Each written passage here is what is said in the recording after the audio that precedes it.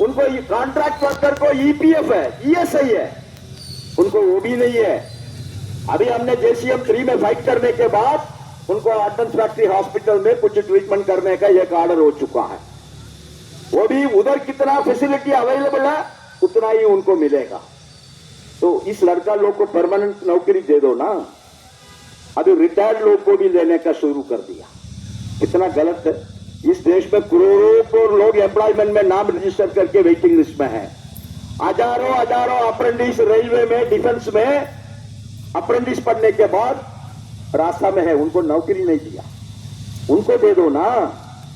30 साल 35 साल सर्विस करके एक आदमी पेंशन लेके घर गया, उसको दोबारा बुला रहा है आप, उसको दोबारा बुला के काम ले रहा है, उसका हेल्थ क्या होगा? अरे 60 ईयर रिटायरमेंट क्यों रखा है? 60 ईयर के बाद बॉडी कोऑपरेट नहीं करेगा। आजकल 40 उम्र 30 उम्र में डायबिटिक्स है। डायबिटिक्स का कोई उम्र नहीं है अभी। पहले तो ठीक है, 50 साल के बाद 60 उम्र के बाद डायबिटिक्स आता है, हाइपरटेंशन, ब्लड प्रेशर आता है। लेकिन अभी ऐसा कुछ नहीं है। बच्चा बर्थ हो गया उसको भी डायबिटिक्स है।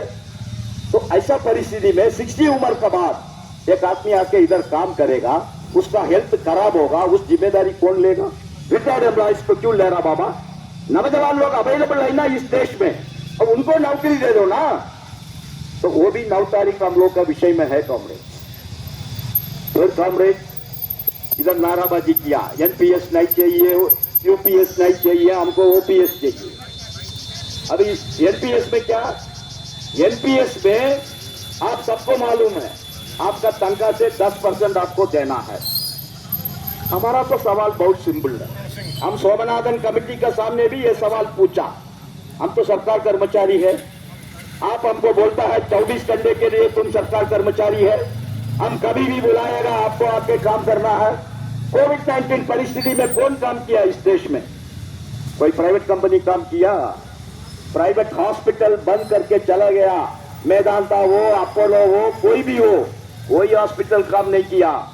सरकार हॉस्पिटल, सरकार का डॉक्टर, सरकार का नर्स, सरकार का पैरामेडिकल स्टाफ, सरकार का पुलिस, सरकार का इलेक्ट्रिसिटी वर्कर, सरकार का रेलवे वर्कर, म्युनिसिपैलिटी का सैनिटरी वर्कर, वही लोग काम किया ना। उस समय आप बोलता है no no no, you are 24 hours government employee. अरे इसीलिए ब्रिटिशर भी हमको पेंशन दिया। ब्रिटिशर के जमाने से पेंशन है ना, ठीक है, उसका कानून आया 1972 में, लेकिन ब्रिटिशर के जमाने से सरकार कर्मचारी को पेंशन है। तुमने उस पेंशन को बंद कर दिया। 10% हमारा तनख्वाह से रिकवरी कर रहा है। हमने स्वामीनाथन को फर्स्ट मीटिंग में पूछा, हमने एक ही मीटिंग गया, बाकी बॉयकॉट कर दिया। उनको पूछा, साहब आपको यूपीएससी लिख के आया, अभी कैबिनेट सेक्रेटरी है, उस समय फाइनेंस सेक्रेटरी था, अब यूपीएससी का परीक्षा लिख के आईएएस में सेलेक्ट हुआ। को मालूम है कारण वो तमिलनाडु आईएएस कैडर था, करुणानिधि चीफ मिनिस्टर था, तब उसका प्राइवेट सेक्रेटरी वगैरह था ये। तो हमने बोला आप भी तो आया, आप आपका पेंशन के लिए 10 रुपया दिया, एक पैसा भी नहीं दिया ना। हम लोग कितना नेता लोग बैठा है इधर, उसमें कम से कम 12 लोग गया, 12 में 8 लोग रिटायर्ड है, इंक्लूडिंग श्री कुमार। हमने बोला हम लोग भी 10 पैसा पेंशन के लिए नहीं दिया, लेकिन हमको वर्कर को तनख्वाह आता है 5 तारीख 6 तारीख, हमारा पेंशन आता है 30 तारीख, तो हमने एक पैसा भी पेंशन के लिए नहीं लिया। आई हैव नॉट कंट्रीब्यूटेड 1 नया पैसा for pension. You are not contributing 1 नया पैसा फॉर पेंशन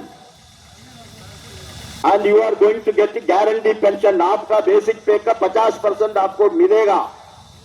लेकिन भाई साहब, आपका लेफ्ट में एक आदमी बैठा है, आपका राइट में एक आदमी बैठा है, दोनों तरफ 2 लड़का लोग बैठा है, वो भी यूपीएससी परीक्षा लिख के ही आया, वो भी 6 लाख 7 लाख कैंडिडेट का साथ उनका एंट्रेंस एग्जाम वगैरह लिख के उसके बाद वो आईएएस में सेलेक्ट हुआ।